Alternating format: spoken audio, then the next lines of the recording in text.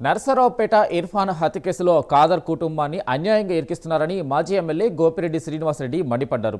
MLA Arvind బాబు ఇకనైనా చౌకబారు రాజకీయాలు వదిలిపెట్టాలని హితవు పలికారు. ఖాదర్ కుటుంబాన్ని ఇబ్బంది పెట్టడంతో ఆయన భార్య సారమ్మకు పక్షవాతం వచ్చిందని ఫైర్ అయ్యారు. ఎవరైతే నిందితుడు ఉన్నాడో నాగరాజు అనే వ్యక్తి అతని సహాయకుడినే నిందితుడని చేసి పోలీసులు పూర్తిగా ఇన్వెస్టిగేషన్లో నిరూపించి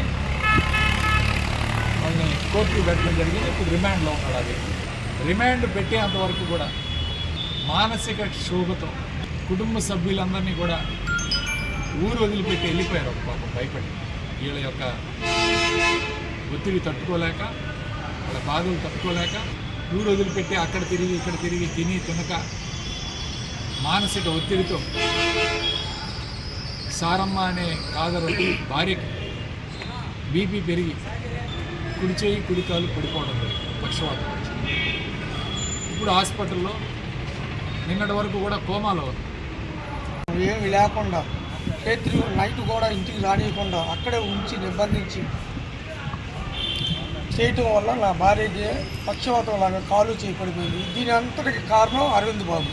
మేము చేయని నేరాన్ని కూడా మా మీద వేసి మమ్మల్ని ఇళ్ళలో లేకుండా చెట్టుకోకల్ని పుట్టుకోకల్ని చేసి వాళ్ళ మీద పోయి మానసికంగా ఇబ్బందులు పడి ఆ అమ్మాయికి ఈరోజు నా భార్యకి కాలు చేయి పడిపోవడం కారణం అరవింద్ బాబు గారు చేసిన పని వల్లే నా భార్య ఈరోజు మా హాస్పిటల్లో సాగు బతుకుతూ ఉంటుంది.